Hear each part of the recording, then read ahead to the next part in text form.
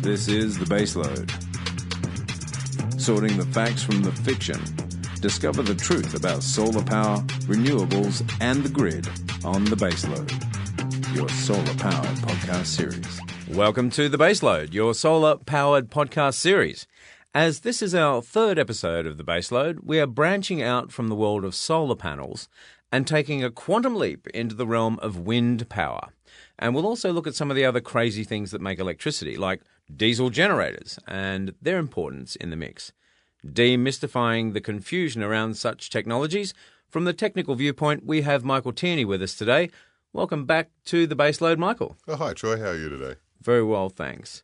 Michael is currently teaching the Electrical Trade Certificate at TAFE here in Sydney and is a licensed electrician, expert solar installer, and a very knowledgeable person on the topic. So, wind power, Michael. Yes, wind power.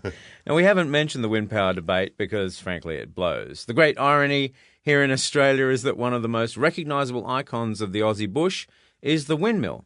The classic Aussie windmill, traditionally employed to trickle pump water from point A to point B, is identical technology to the so-called ugly, noisy windmills of the current day. Now, personally, I think they look pretty cool, but they do have a very cookie-cutter, minimalist design. So, Michael, it's a topic that blows a lot of hot air, it seems. And without breezing over the details, which way is the wind blowing for wind power without any more puns? With solar power being suddenly so much cheaper and more affordable every day. Yeah, well, that's right. You brought up about the wind generators in farms, and obviously lots of us have seen the large wind generators, and we notice there's a difference in design. Yeah. They're not all the same, and they all have different purposes. And with solar power, as you said, solar power is really super reliable and has no moving parts. You can pretty well rely on a resource every day. And so that's why solar price point is really competitive. But yeah, there's a lot of debate about wind power. You know, people say that the windmills are ugly and they're noisy. So where is wind power right now from a technical viewpoint in terms of its development? Well, when you think of large offshore wind generators at 8 and 10 megawatts, and you're catching a resource out on an ocean or that we can't get otherwise, well, yeah, that's great. We're gathering as many different types and sources of renewable energy as possible and throwing it into the mix. That diversity is giving us, of course, a bit more security as well. So those classic windmills, well, I won't say classic, but the typical modern windmill, if you call them a windmill, wind generator, the big 3-blade fan, how high tech are they?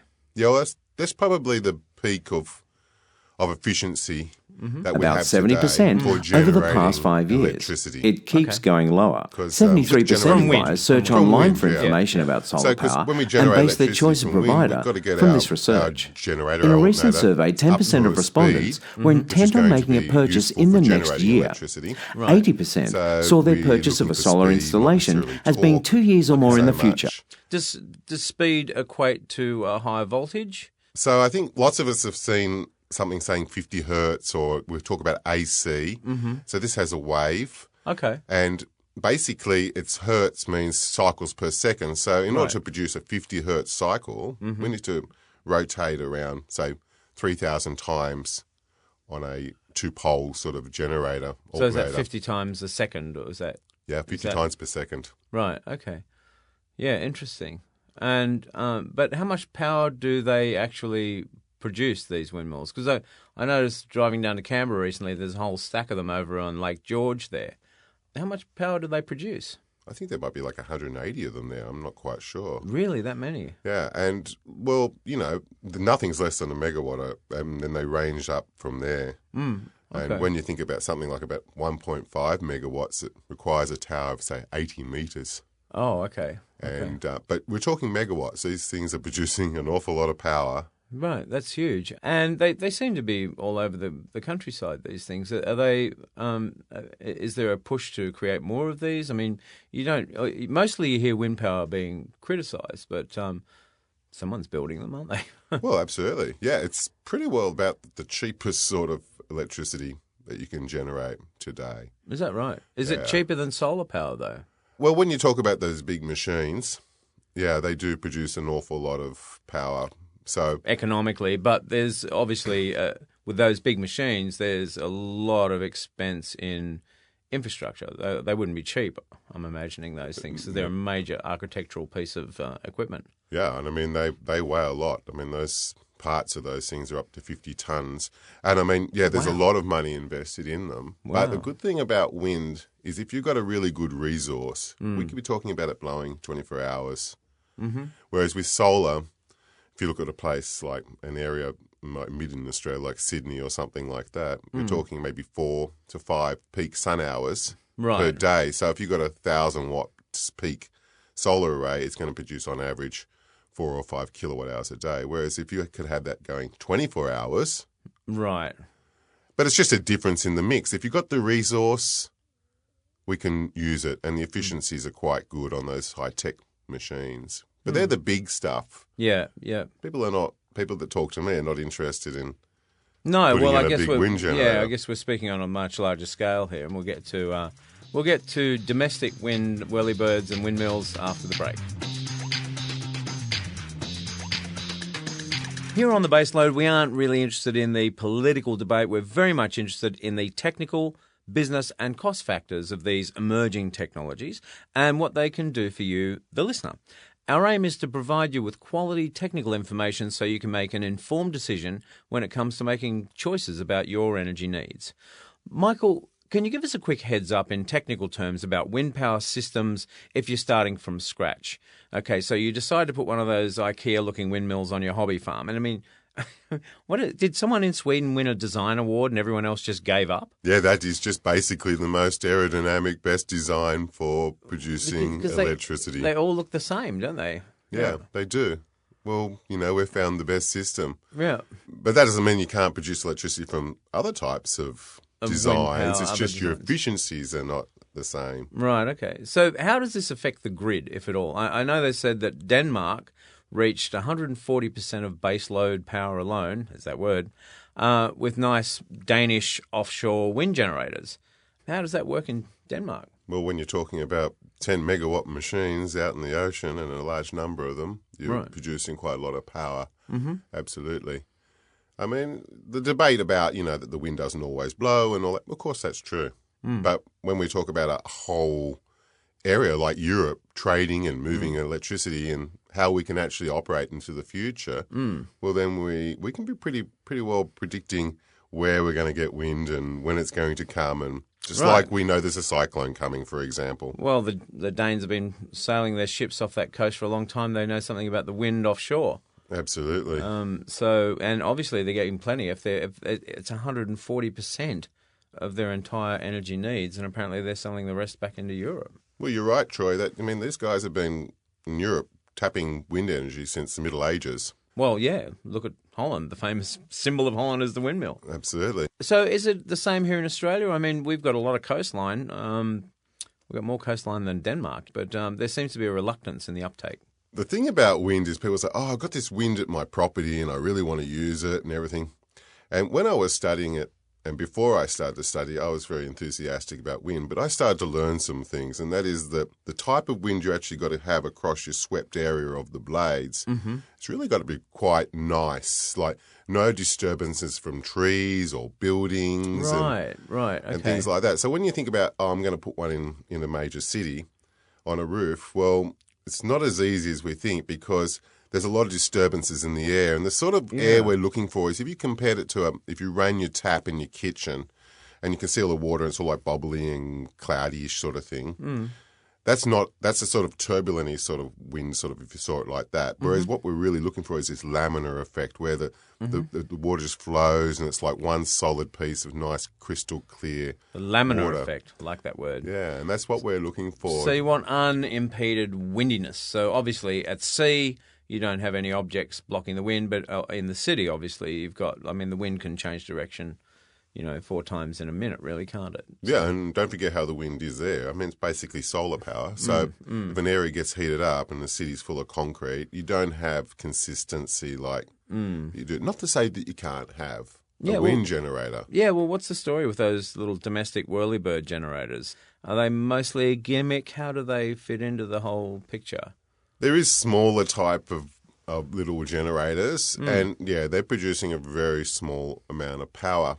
So maybe if it's just to sort of run a little telemetry system or a small light that turns on intermittently on a path or something, because that area is inside a forest where it's getting shaded or something, maybe that would do. But as in talk about useful sort of energy you want to run your house or something, you really need to start talking about at least 1 kilowatt to 3 kilowatts. Yeah, I've seen like a 3 kilowatt system for like $5,000-6,000 or something online. I did a little bit of a bit of research there, but apparently they're noisy. Are they, even the small ones? Do they still make a noise? Yeah, I installed one at a friend's house overseas, and they're definitely noisy. I mean, okay, his neighbour wasn't as happy. So is it like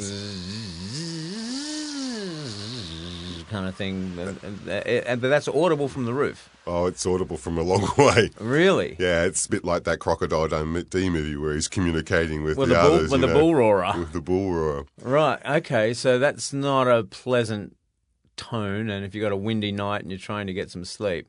So wind power is probably not a good domestic solution, but industrially or, on a larger scale and away from the populace, it can contribute something, but not so much for the home. No, not in the city. I mean, at the end of the day, I think there's actually rules about how far away, and you'd have to check with councils. These things are all about development applications and things in general. I mean, but yeah, of course, if you're out in a property and you're in an area which has a really good wind resource, basically where you see a lot of those commercial wind generators, right?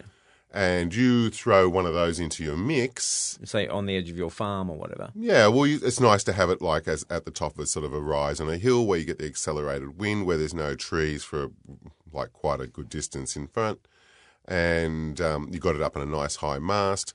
It's going to give you that extra bit of energy, especially when it's overcast and stormy, when you're actually going to get more wind. Yeah, right. And that would avoid someone having to have a generator start up, and it has less moving parts in a wind generator, but requires maintenance, unlike solar panels don't really require very much maintenance. Well, again, that's the wonderful thing about solar, isn't it? It's just no moving parts, and it's just, even though it's only 4 or 5 hours a day. Now, what about the iconic Aussie windmill? Can we just retrofit those classic old windmills with turbines and add a bit of a charge to your batteries on your farm, for example? I think you could, yeah. Why not? Absolutely you could. Because it's the same, isn't it? Essentially, it may not have as much oomph as one of those, highly articulated blades. But, if people don't like the look of those, the classic old Aussie windmill retrofitted would kind of be a cool thing as a business opportunity for somebody. Yeah, I mean, I've also thought to do some different designs, and for that exact reason, it fits in with what's in the area, and I'm not looking for those high efficiencies. I mean, if you want to build one of those big wind generators that you see on the on the hills of heading towards the IKEA Canberra or something, the big jobs, yeah, yeah. I mean, that takes a lot of time to plan that. There's an awful lot of money involved, yeah, and the people who are investing in that very long got to get their return as well. Yeah. And whereas if you're doing something on your property, well, of course, you don't really have to go through all of that. Right. And so, yeah, I like it. I like it a lot. Maybe we can make the big windmill or something like that, giant old Australian style. Like farm. the big banana. Big banana. The big windmill. The big windmill. Have it generating enough electricity to... You just need it out in a paddock away from where anyone can hear it. Absolutely. Oh, well, those older ones, they don't make as much noise because they're slower speed. Right, okay. It's the other ones that get the higher speed. And if they're not in a really nice wind where the wind's changing a lot, well, they sort of got to brake a little bit. Because you want like constant sort of turning force that's constantly turning your alternator and not going up and down and around, especially when you're talking about something that's going to produce AC and put it straight into your own power grid. system. Yeah. Okay. So generally speaking, we're going to say wind power, rural or industrial, not so much for the domestic market. Yeah, absolutely. For the right place and for the right reasons, but it's definitely not, it's very windy, I can put a wind generator up. In my backyard. Or it's not the right type of wind. Yeah. And wind needs to go up on a mast, and it needs to go up rather high. High, so yeah, okay. And so obviously the higher you go, the bigger the cost. Absolutely. Putting a mast up and having to get the thing down to maintain the bearings and the brushes. And to be wind rated like that, it'd have to have a big block of concrete on the bottom holding it in. Well, absolutely. So that's too much construction for the average backyard. Well, the big ones you see, they're quite 50 metres wide by, 8 or 10 metres thick, and wow, okay. hundreds and hundreds of tonnes of concrete. Yeah, amazing. All right, so we're just going to have a quick break, and we'll be back with more on the Baseload. Have the sun producing lots of energy. It's falling down on our planet. I mean, on a very small area of the planet, we can produce all the energy the whole planet requires. Yeah. What we have to do, though, is we've still got to convert that energy into something we can use. Usable. And this is where all of those laws come into play. So do I want to spend whatever amount of money producing so many watts of energy? Well, I can buy some solar panels and spend a certain amount of money and produce a certain amount of energy. And you're guaranteed a result. To produce one of these MagRav coils, is it an expensive process or? Well, I looked at one of the videos as it goes through, so there's quite a bit of work in actually putting it all together. And without having an exact recipe of a proven thing that you can replicate, like any experiment. When you do an experiment, it has to be able to be replicated. Otherwise, how can you prove it? Well, and post an observable result. Yeah. If this thing, well, because I did see one video where the guy seems to have made the whole thing and it's just sitting there. And he's got it on a multimeter and there's nothing. There's zip.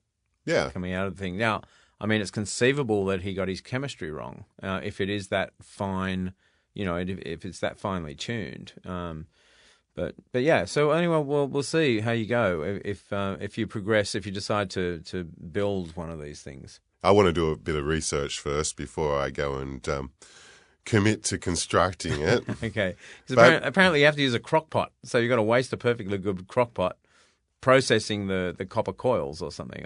I've looked at some of these videos and it seems... Well, I'm going to try create as creatively and as artistically as possible. Right. So at least it can form some use. I mean, I can say, well, that's the machine and... There it is. Not doing anything. Not doing anything. But... Okay. I don't want to be too negative. Who knows? We shall see. The proof will be in the pudding. So that's it for episode 3 of The Baseload. If you would like a copy of our free solar power guide, just go to thebaseload.com and follow the prompts and we will send it to you absolutely free. In it, you'll find loads of quality technical information explained in an easy-to-understand format. Or check us out on The Baseload on YouTube, where all of our information will be available 24/7, absolutely free of charge. Was there something you wanted to add, Michael? Well, you did mention about diesel generators along the way there. We sort of missed that. We were going to cover diesel generators, petrol generators, and where they fit into the mix. We've run out of time today, but we will definitely cover that next week on The Baseload because they're an important part of, they've been part of farm life and events and so many things, backup power for a very long time, haven't they? They have. And they're coupled with solar systems and hybrid systems now. Mm-hmm. Yeah, that's it's really an interesting market, especially for that remote sort of... Yeah, rural applications, definitely. Or if you, as I said, a lot of events use them to, power the fridges for the food trucks and all that sort of thing. Absolutely. Yeah, cool. So we're going to run a competition here at the Baseload to find the most aesthetically attractive, energy-efficient wind power generator design. If you're a budding designer out there, the winning design will be built by us at the Baseload if we can afford it. If it doesn't require 50 tons of concrete. Not only will we endeavour to build and install the final design, we may put it on someone's property as a prize or something. Yeah, it'd be nice if it was a little bit creative and artistic as well, so it can form the... Well, that's just it. I mean, these things don't have to be super duper efficient, and it'll be fun, and just at model scale. Would be fun to come up with some innovative designs that might, maybe couples as a water feature or something pumping the water. Nice Balinese water feature. I'm liking it. Yeah. I'm liking it. I'm getting excited. I can't wait to see the designs that come. Yeah, so if you'd like to send in a design, please email us again at info@thebaseload.com. So that's it from The Baseload this week, and more power to you. This is The Baseload. sorting the facts from the fiction. Discover the truth about solar power, renewables, and the grid on The Baseload, your solar power podcast series.